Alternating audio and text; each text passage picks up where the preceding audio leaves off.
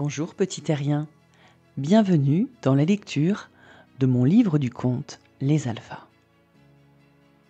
Est-ce que tu es bien installé? Chaque fois que tu entendras le son, tourne la page.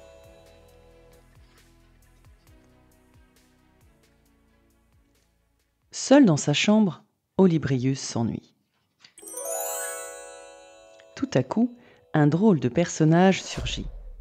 Cosmopollux, pour te servir, petit terrien, je suis celui qui vole au secours des enfants qui ne savent pas quoi faire. Olybrius se frotte les yeux. Il est peut-être en train de rêver. Je ne vois pas comment tu pourrais m'aider. Mes copains sont loin, je suis puni d'écran et je ne sais pas lire. Cosmopollux sourit. Au lieu de te plaindre, petit homme, écoute. Une mélodie s'élève au loin. Oh, ah, i, u. Qu'est-ce que c'est que ces sons? Demande Olybrius. J'ai une excellente surprise pour toi. Tu aimes les voyages? Trop bien, on va où? Sur la planète des Alphas. La quoi? La planète des Alphas est un monde magnifique, peuplé de créatures fascinantes. Ces charmants personnages ne vivent que pour s'amuser, célébrer et partager des récits captivants. Ils circulent dans des engins fantastiques. Chez les Alphas, il y a deux grandes familles. La célébrissime famille Voyelle, dont les membres sont réputés pour leur voix exceptionnelle, et la famille Consonne. Comme ils ont l'air sympas et rigolos, ces Alphas, s'écrie Olybrius. Est-ce que je peux faire leur connaissance? Bien sûr. En attendant de pouvoir les rencontrer, je te propose de les voir et de les entendre à distance grâce à mon visio-parloscope. Cosmopollux claque des doigts et une grande lunette magique apparaît. Olybrius met son œil au bout de la lunette. Waouh! Je crois que je vois un alpha. Il est jaune avec une canne à l'envers. C'est Monsieur A. Il adore faire des blagues. Ha ha ha ha ha ha ha. J'en vois un autre, un alpha tout rond qui fait oh oh oh. C'est Monsieur O. Il est émerveillé par les sphères et il fait sans cesse des bulles.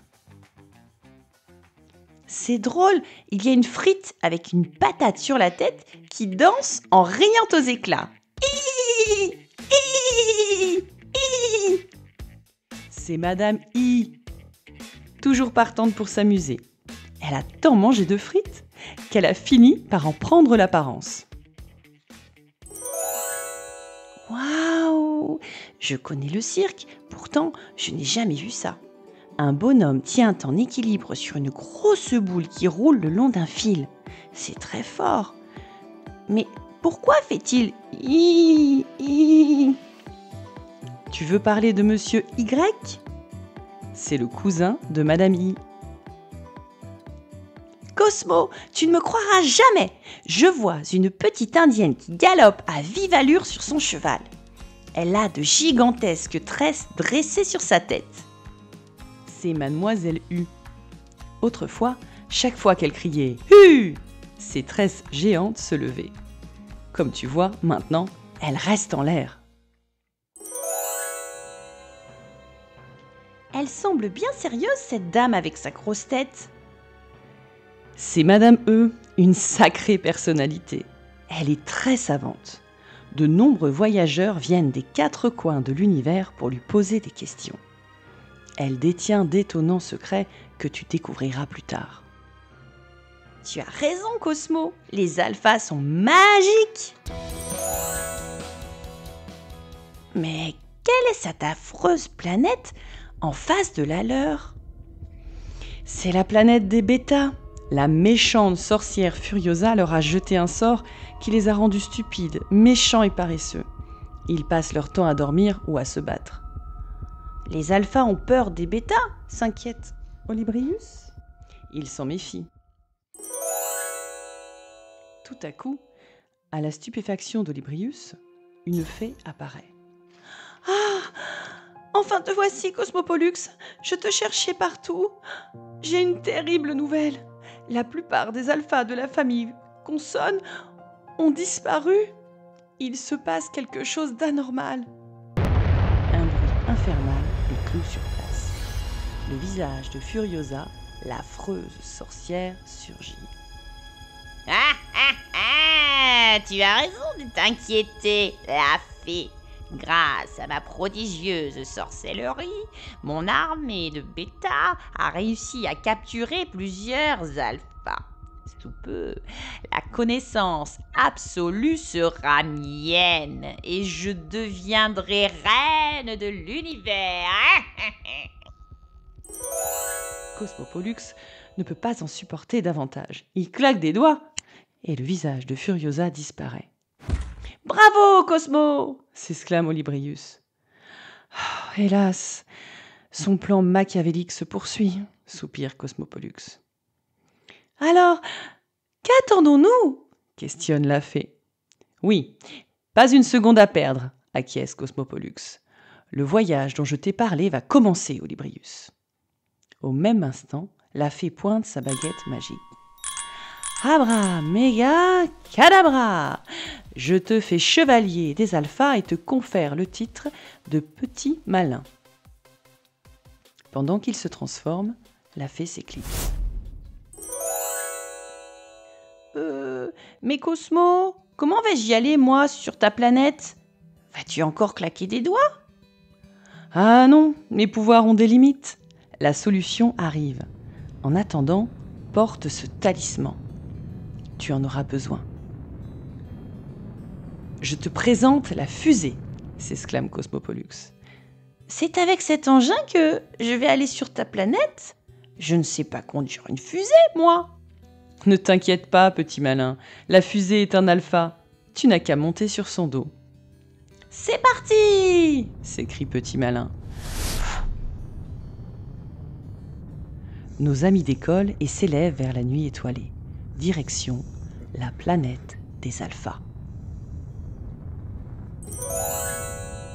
Les membres de la famille Voyelle sont réunis sur la place du village avec la fée. Tous ont la tête levée vers le ciel. Ils sont très inquiets. La fusée arrive beaucoup trop vite. Faux! Pauvre Monsieur O. La fusée n'a pas pu l'éviter et lui est tombée dessus. Petit malin a été éjecté. Plus de peur que de mal, il n'a rien. Quant à Monsieur O, il s'en sort avec une grosse bosse. Il y a urgence. Il faut libérer les alphas. La fée, Cosmopollux et Petit Malin se rassemblent pour trouver une solution.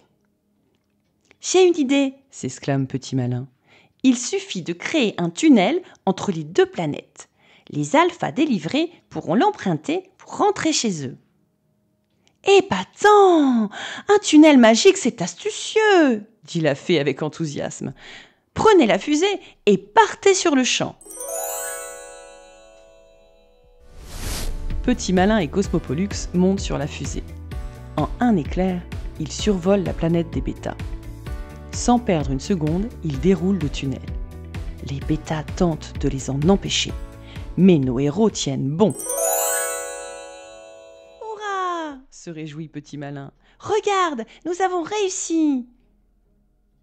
Posons-nous rapidement sur la planète des bêtas pour libérer les alphas prisonniers. Trop tard. Furiosa jaillit devant eux pour leur barrer la route. Arrière, les facochères, micro-saucisses, sac à puce. Foi de Furiosa, je vais vous réduire à néant. Vous n'empêcherez pas mon plan de se réaliser. Encore quelques alphas à capturer, ce sera la fin de l'humanité. Mon règne est proche. Bientôt, plus personne ne saura ni lire ni écrire. Et ce sera le chaos. Petit Malin, prends le talisman et braque-le sur la sorcière, s'écrie Cosmopollux. À peine dit, déjà fait. Ah, qu'est-ce qu'est-ce que c'est? Hurle Furiosa, affolée. Projetée par une force invisible, elle bascule dans le vide. Je reviendrai. Tempête la maléfique sorcière avant de disparaître dans l'immensité de l'espace. Soulagés, nos amis partent à la recherche des alphas. Regarde, Cosmo, les bêtas courent dans tous les sens. Ils ne savent plus ce qu'ils doivent faire. Au même moment, une mélodie mélancolique s'élève de plus en plus forte.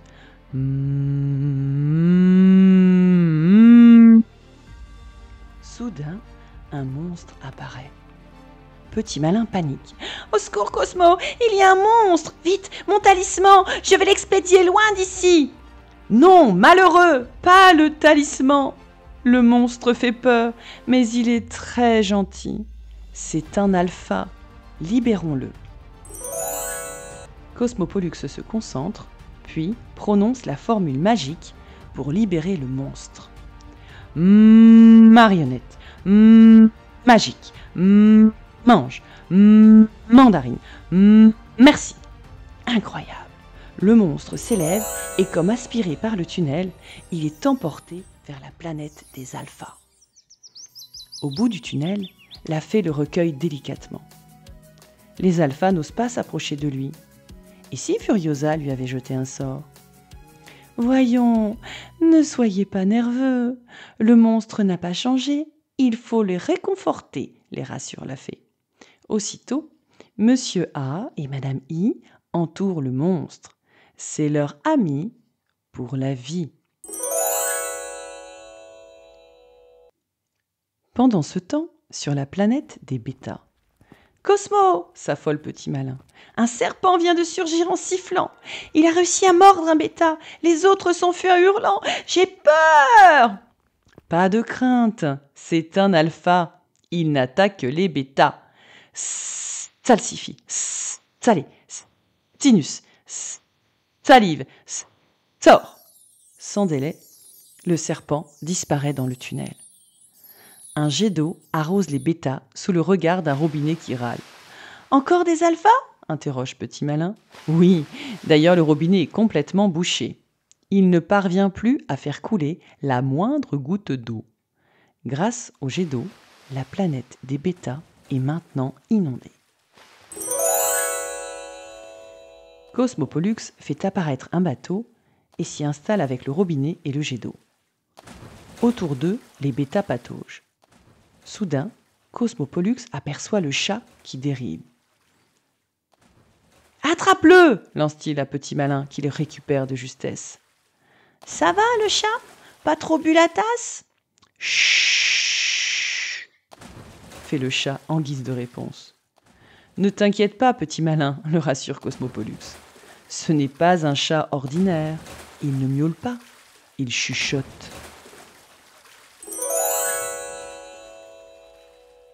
L'eau monte, s'écrie Cosmopollux. Évacuons le chat, le jet d'eau et le robinet vers la planète des alphas. Sans plus attendre, il prononce les formules magiques. Chaton, chic, choc, charme, chasser, jeton, joueur, joyeux, jeune, jaillir, rive, rare, radeau, rescapé, revoir. Le chat, le jet d'eau et le robinet sont aspirés par le tunnel. Hé, Cosmo! Un drôle d'animal avec une longue langue avance lentement vers nous. C'est la limace, explique Cosmopollux. Vite, la formule magique.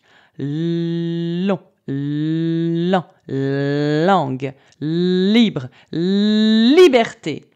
La limace disparaît à son tour pour rejoindre sa planète. Ouf, un alpha de plus est sauvé.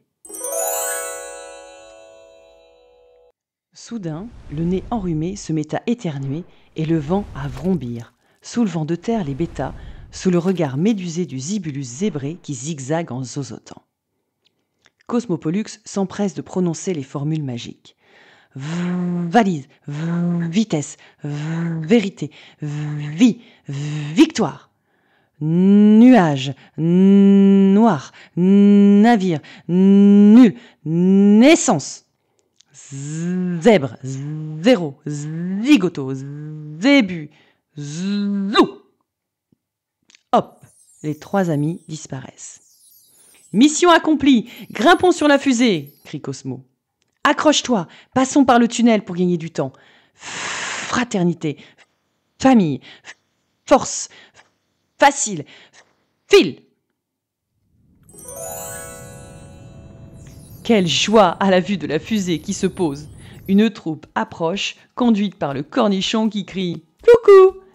Il est suivi par la toupie qui tourne tellement qu'elle finit par tomber. Juste derrière, la botte bondit, la dame se dandine et le perroquet parle en postillonnant. Pour clôturer ce cortège, on trouve le Gulu qui fait le guignol.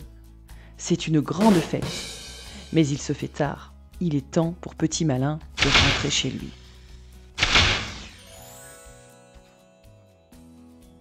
Le lendemain matin, quand le réveil sonne, Petit Malin est d'excellente humeur. Il n'a qu'une envie, partager avec ses amis l'histoire de sa rencontre avec les alphas. Enthousiaste, il leur décrit son aventure extraordinaire.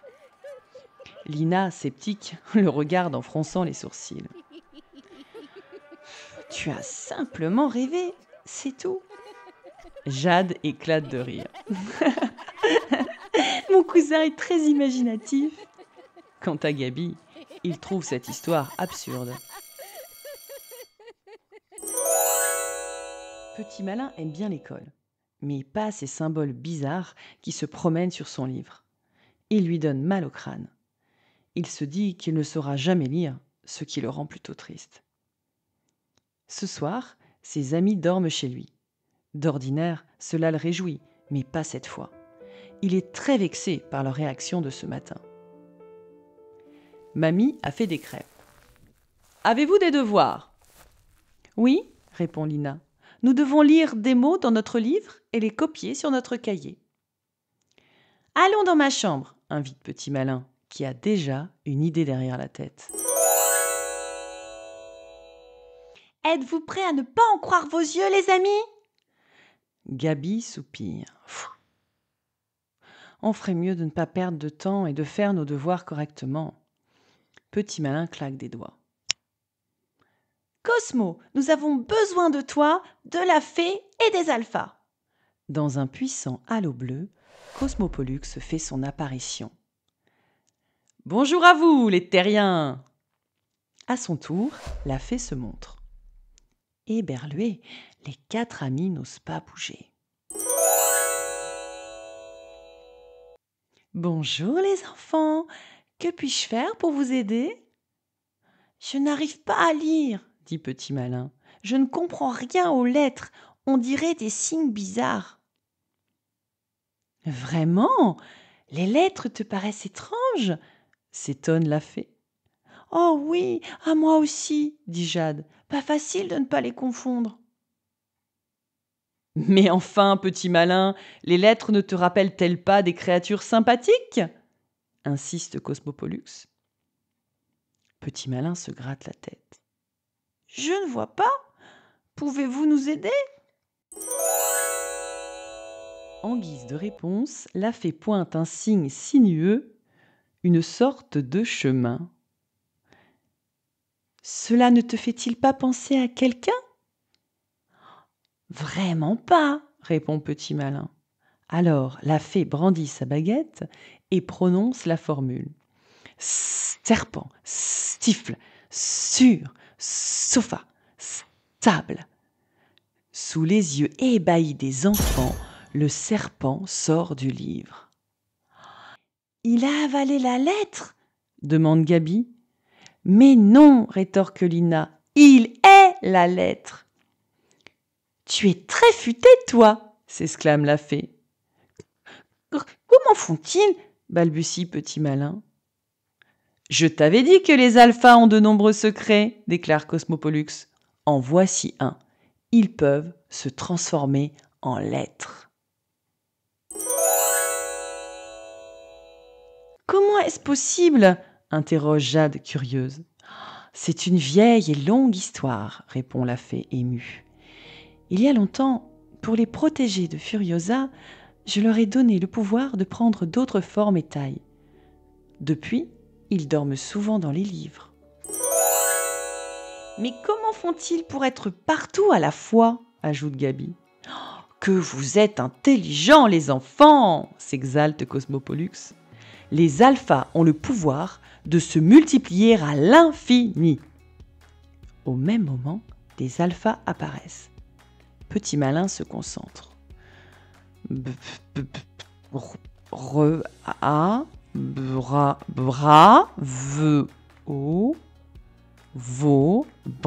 Bravo! C'est génial, s'écrie Jade. Il change de forme. Il se transforme même en lettres cursives et en majuscules. Depuis ce jour, les enfants savent que les alphas sont là pour leur permettre de lire et d'écrire de merveilleuses histoires.